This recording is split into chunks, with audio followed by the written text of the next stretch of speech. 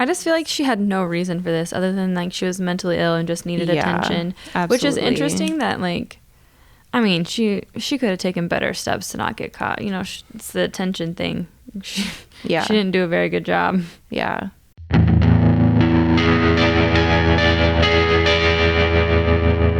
Healthcare horrors.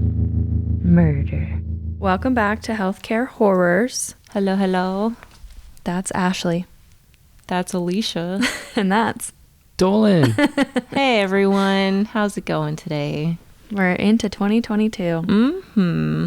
It's going strong. It's got some 2021 vibes, but all right. My birthday's coming up. Mine too. When's your birthday? The 30th. Of January? Yeah. Oh, February 7th. Hey. There we go. How old are you going to be, Dolan? I'm going to be 25. Cheaper car insurance. That's all I'm excited You're about. going to be 25. Yeah. Must be nice. I'm not going to will not tell you guys how old I'm turning.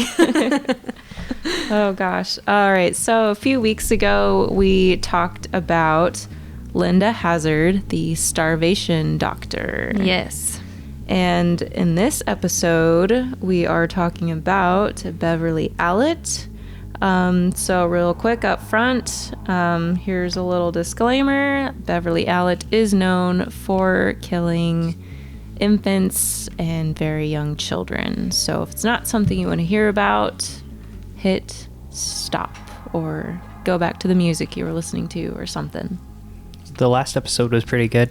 Yeah. Hey, thanks. Yeah. Listen to that instead. Just listen to it again. Listen to it. Yeah. What was last episode's about? We already said it, Dolan. I am 5 minutes too late. Really? Dolan's not here this week, guys. It's really just you need to keep drinking the energy drinks, sir. I still have cheaper car insurance on my you gotta mind. start. Yeah, I don't know, man. We talked about Linda Hazard, aka Dr. Lizard Lady. Dr. Lizard Lady. Because we can't figure out how to keep saying her name. Yes. Lizards only eat like once a week, so it makes sense. Honestly. Right? Hey, my headache's going away. This is good. I'm gaining one. Oh, no. I'm just kidding. All right. Okay, so we're talking about Beverley Allitt. I'll just dive right into it. Yeah. Beverley Allitt was born October 4th, 1968. My mom was born that year. And she's a Libra. I don't know why. Whenever they list the astrological sign, I feel like I have to include it. We have to keep a running tally of why not? I like what their signs are. Hopefully your mom doesn't follow in the same footsteps. So far, I think we're good. You're here today. I'm here. Me personally, yeah. Yes. So, Beverley Gale Allitt, she's an English serial killer. She grew up in the village of Corby Glen near the town of Grantham. She had 2 sisters and a brother. Her father, Richard, worked in licenses, but that's what it says. Maybe it's a temp. I don't know. And then her mom was a school cleaner, so she's picking up the trash and cleaning up after little kids. So Allitt attended Charles Reed Secondary Modern School, which is a very fancy name. And she failed the test to enter Kesteven and Grantham Girls' School, so I'm sure she was not pleased about that. She would often volunteer for babysitting jobs and left school at age 16. She took a course in nursing at Grantham College. Beverley Allitt, otherwise known as the Angel of Death, an Angel of Death, there are many Angels of Death. She exhibited some worrying tendencies early on while growing up as one of 4 children, including wearing bandages and casts over wounds that she would use to draw attention to herself without actually allowing the injuries to be examined, probably because they were fake. And she just wanted attention. So she became overweight as a teenager, and she became increasingly attention-seeking, often showing aggression toward others. She spent considerable time in hospitals seeking attention for a string of physical ailments, which culminated in the removal of her perfectly healthy appendix. What? Yeah. Yeah, she was like, ouch, it hurts, it hurts, it hurts. It's a 10 out of 10. Yeah. And so they took it out. Yeah, I don't know, she was always faking sick and stuff, and she actually got a doctor to take out her appendix. And that's... Then? Yeah. That's at what age? I think this was when she was a teenager. Oh. Yeah. So then the wound was slow to heal because she insisted on interfering with the surgical scar for more attention. She was also known to self-harm and had to resort to doctor hopping as medical practitioners and all these doctors became familiar with her attention-seeking behavior. So people start catching on that she's full of it and won't do her treatment anymore. The second they see her come in the door, they're like, no, not you. Yeah. Not you. Which sucks because if there was something really wrong with her, all of these doctors are like, no, we're not going to help you. So that is little Beverly here. So her behavior in her teenage years appeared to be typical of Munchausen syndrome, and when this behavior failed to elicit the desired reactions to others, she began to harm other people in order to satiate her desire to be noticed. Wow. Yeah, they almost like compare Munchausen syndrome or factitious disorder with like a drug addiction. Like she's just addicted to doing attention the attention and sympathy. She wants the sympathy of others. Isn't Munchausen's like the typical like when you are like keeping somebody else sick, or is that? I don't know what the definition is. Oh no, that's I know what you're called? talking about. Like where you keep somebody else sick. Yeah. Not Munchausen syndrome, but No, I'm not sure. I forget what that. it's called. I know. I'm gonna Google it right now. Yeah. So she went on to train as a nurse, and she was suspected of really odd behavior. She was smearing feces on walls in a nursing home where she was training, and she was absent a lot, and then she had this string of illnesses, allegedly. Her boyfriend at the time said that she was super aggressive, manipulative, and deceptive. She had claimed false pregnancy, claimed a false rape, and all of this happened before he finally said, I'm done, and they broke up. I thought he tried breaking up with her, but she like beat him. So they didn't break possible. up yet. I don't know. What you got? So actually, it's not far. It's called Munchausen syndrome by proxy. Okay. MSBP, or otherwise known as factitious disorder imposed on another. FDIA. So she's actually guilty of both of those things because she would, afflict herself and make herself sick, but then she eventually does this to babies and stuff too. So yikes. Okay. So despite Beverly's history of poor attendance and multiple failures of her nursing examinations, she was taken on a temporary 6-month contract at the chronically understaffed Grantham and Kesteven Hospital in Lincolnshire in 1991. So she has no qualifications to be in this place. She clearly doesn't know anything about nursing because she can't pass her exams. And, she was never at school. So they take her on, and that is where she began to work in the children's ward, which is not where you want somebody who has absolutely no qualifications to be working in a hospital. So yeah, there were only 2 trained nurses on the day shift and 1 for nights when she started. So some of this might explain how her violent attention-seeking behavior went undetected for as long as it did. Yeah, and that's what happens when there's a nursing shortage. They will desperately hire anybody, and this 6-month trial that she's given is way too long because she's not even there a few months. She's not even there a month before she kills her first victim.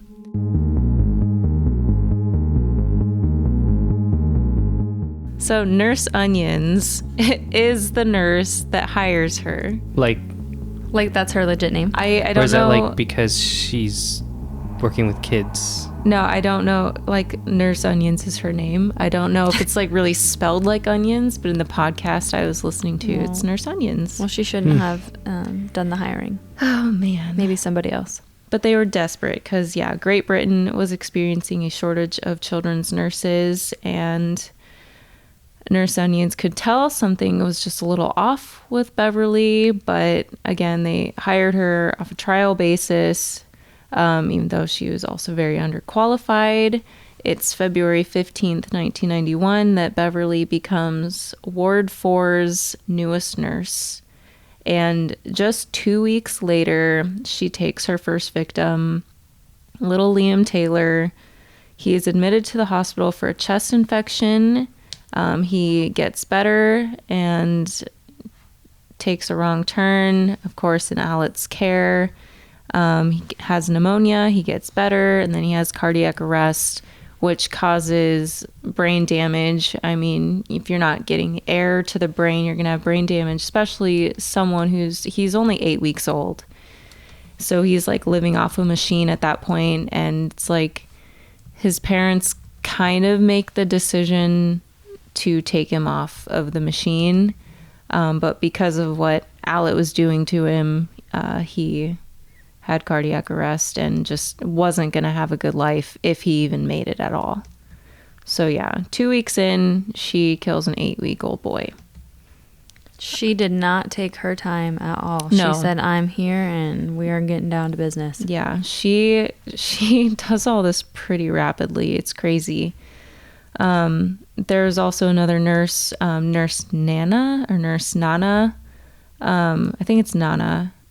She said that the boy had pneumonia, but an autopsy showed that Liam, the tissue of a left ventricle to his heart was damaged, which means he had a heart attack.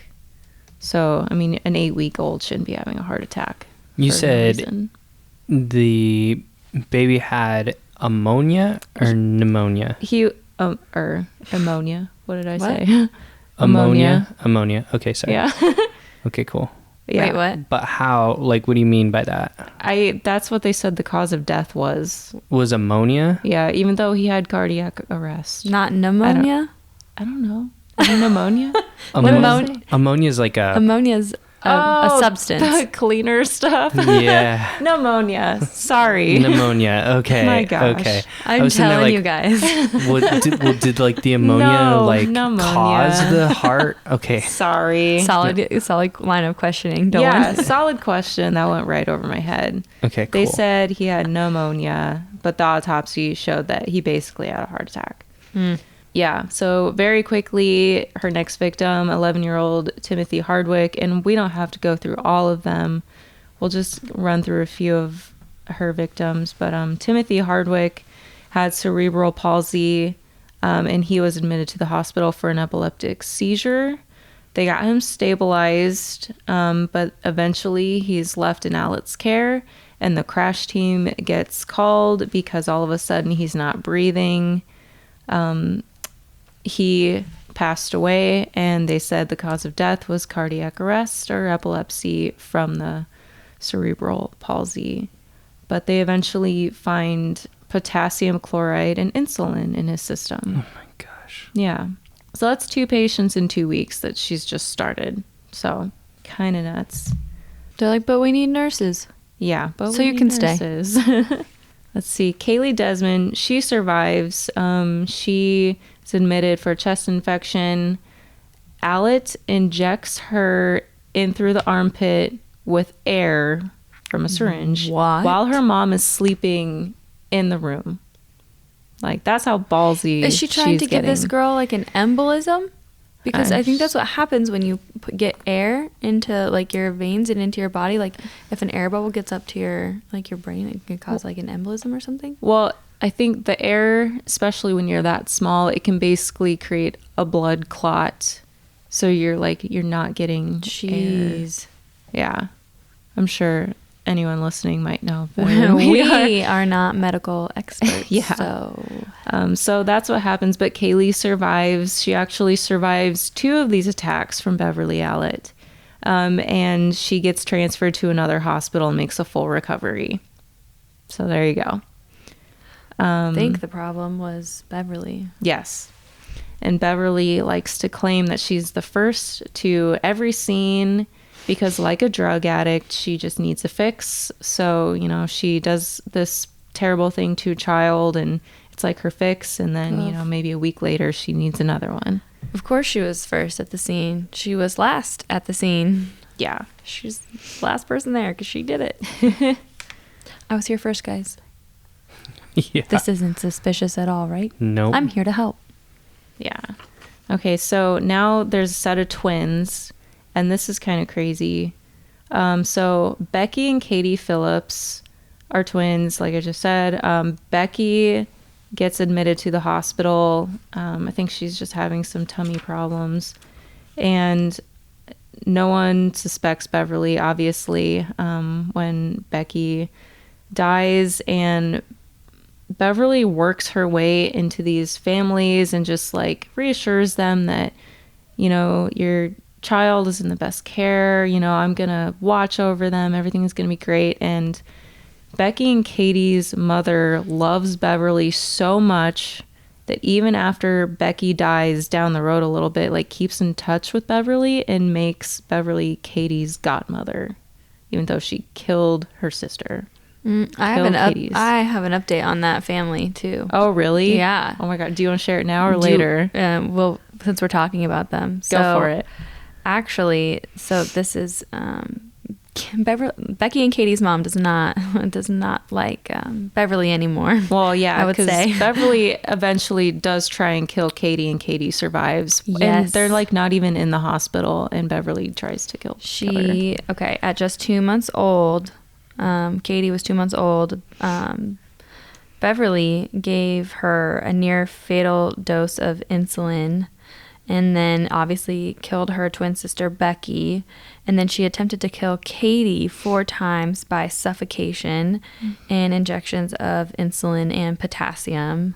By suffocation? So Katie's now 30, and she suffered brain damage. She's got partial paralysis, blindness, and she requires 24/7 care. Jeez. So this article is really about Katie and Becky's mom being upset that Beverly in prison is going to get the COVID vaccine before her daughter is eligible to get the vaccine.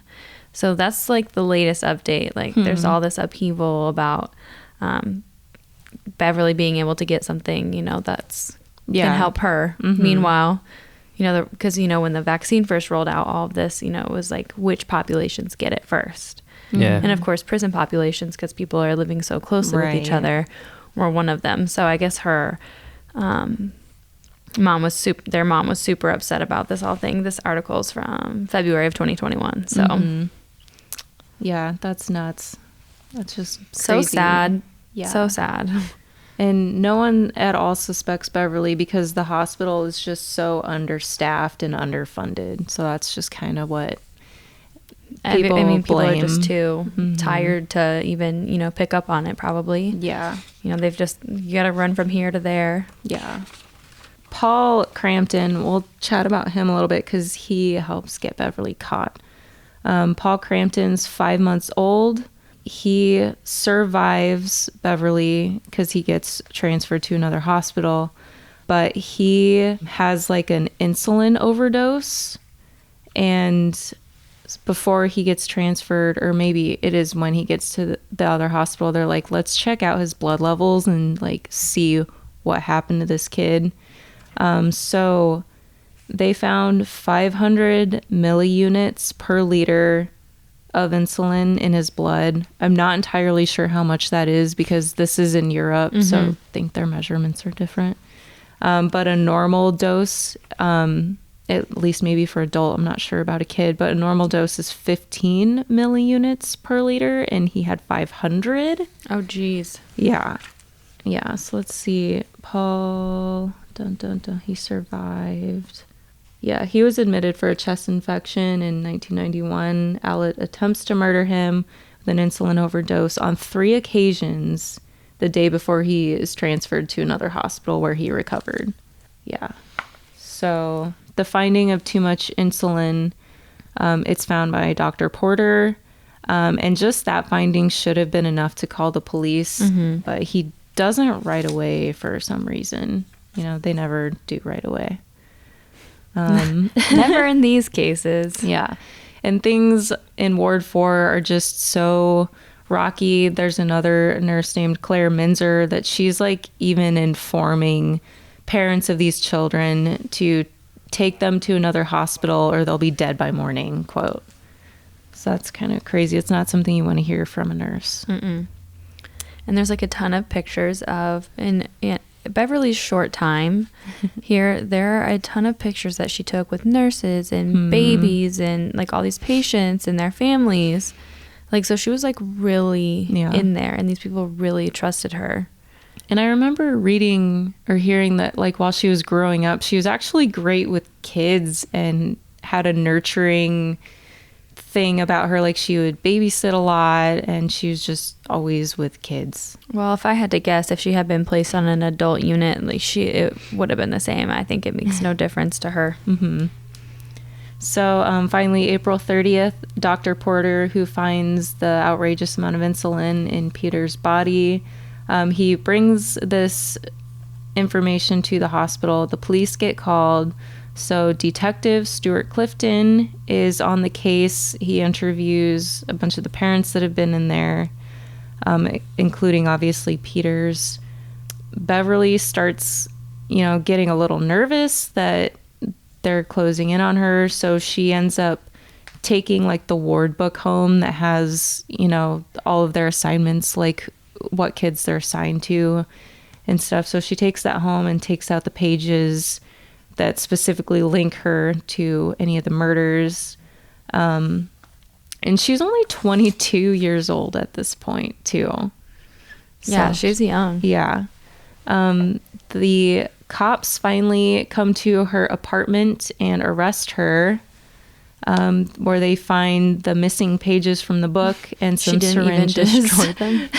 She claims she brought the book home to, like, rewrite it or re-record stuff properly. Okay. So she tried. She also had a stolen key from the insulin cabinet. So could you be more obvious? Yeah. While being interrogated, she was not nervous at all. Lab tests from all the kids started linking Beverly to the cases. And she is told to take a holiday, basically like don't come back to the hospital for a while, lay low, maybe because they wanted to see how things go at the hospital without her. But while Beverly's not at the hospital, she's like not getting her fix, so she starts like injuring herself again and faking all these illnesses. At this time, she is actually living with a girlfriend named Tracy. And they move out of their apartment and into Tracy's family's place, where Beverly starts pulling more weird pranks, like the feces thing, only she's like lighting some fires and she hides knives in pillowcases. Oh my God. And like takes money and will like move money around the house. Hey, don't worry. I know my girlfriend's like a little weird. She likes to play weird jokes, but if you get stabbed when you go to bed tonight, sorry. It's so that's sorry. just Beverly. Yeah. Oh my God. Let's see. I cannot believe this. Yeah, I have written down that so Beverly does get arrested for the murder of Becky Phillips, but she gets released on bail. And then starts smearing poop on the wall? Wow. Tracy, her girlfriend, finally realizes that Beverly is a little crazy. And bananas. Tracy decides to go to the police to report Beverly to, because Tracy's brother starts getting sick out of nowhere too. Oh, now that Beverly's in the picture. Good for Tracy. Yeah. Because I don't know. I mean, you have to have some courage to report your girlfriend to the police.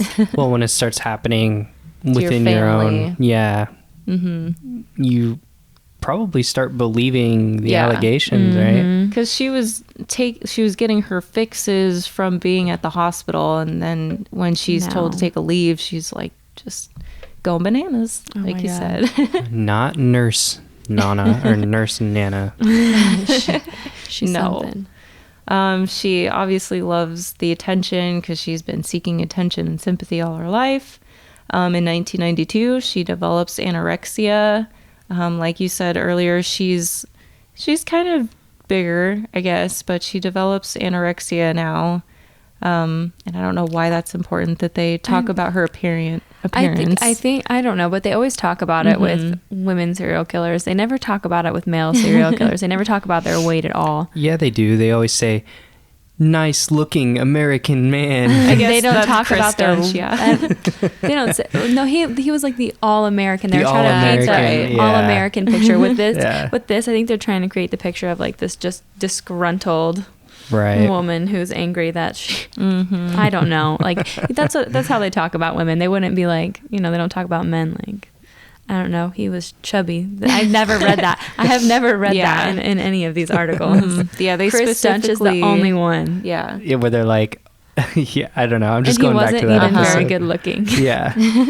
They always mention how Beverly is like pudgy and has a short haircut or butch haircut. Is like what they say. Which is, I've seen the pictures. I mean, she does have a short haircut. Yeah. So 2 years after starting at Ward 4, February 15th, 1993, is when her trial begins. So finally. You said how long? It was like 2 years to the day after she started. Okay. That her trial starts. Wow. Yeah, finally. There were obviously a lot of negative testimonials about her. Even though some of the families thought she was great and she became a godmother. I don't know. I think it's kind of crazy that she became a godmother in such a short amount of time. Yeah. Super like nuts. You don't know no one else in your life? Nobody? There's no one else that could have been this child's godmother. Just the nurse you met that killed your other kid? That's a good idea. Beverley Allitt is found guilty, and she receives 13 life sentences. Good. Wow. Yes. I'm shocked that that's how much they gave her. That's better than 2 years. 2 years. 2 to 20 years. Yeah. Serve 2. Move to New Zealand. In 2007, the appeals court changed some conditions, and 2021, she is eligible for parole. So, and she's in her 50s right now. So I was trying to look up, if she got released. Like I was trying to, find something, and I honestly couldn't find anything. So I don't know if she's still. So it was being November held. 2021 that she would have been eligible for parole. Okay. I'll keep looking. But, like, I would imagine if it doesn't say right away, like, she's been released, she's probably still... Yeah. Where is Beverley Allitt now? But, yeah, that just goes to show the need for validation can turn murderous. I just feel like she had no reason for this other than, like, she was mentally ill and just needed attention. Absolutely. Which is interesting that, like...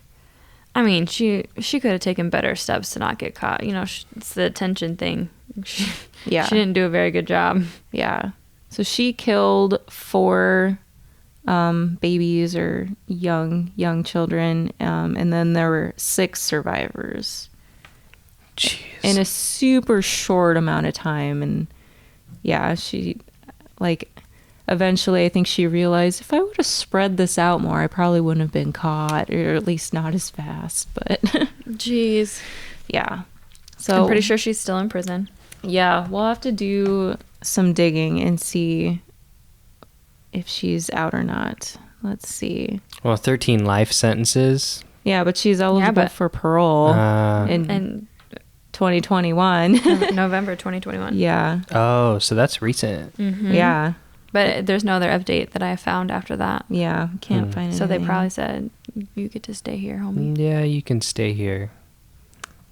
Yup, can't find anything. So I guess keep posted, and we'll stay posted, and we'll try and find a little something about that. Her trial lasted for 2 months, and there were even 16 days where she claimed to be sick and didn't. Oh my God. Yeah. So she was like, doing it's it my to the last end. shot for a show. And even in prison, she continued to, self-afflict and claim to be ill. And God, I was reading that she would like swallow glass that she like ground up, and crazy stuff for attention.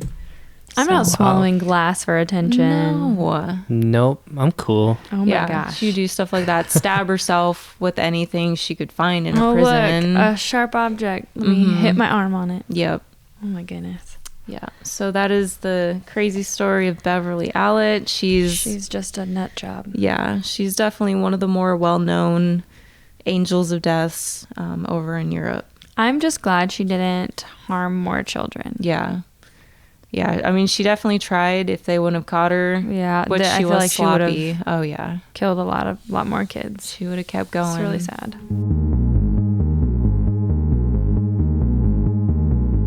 In 2 weeks, We are going to talk about something. I want to say the word special, but it's not really special. It's our hometown, our own hometown doctor, who's up to no good. So we're going to talk about, his name is Anthony Garcia. yeah, kind of nuts when I found out that there was someone in Omaha, Nebraska, so worthy of being on this podcast, I guess. Worthy? I know. See, it's really hard to pick the right words. It is hard to pick the right Yeah. words. So, all right, that's all we got. So yeah, Murder. hang out. See you next time. Murder. Thank you for listening to Healthcare Horrors, brought to you by Atlas MedStaff. Just a reminder, we are not healthcare professionals. We are just fans of true crime, talking about some of history's darkest moments in healthcare. Stay tuned, stay healthy, and stay safe.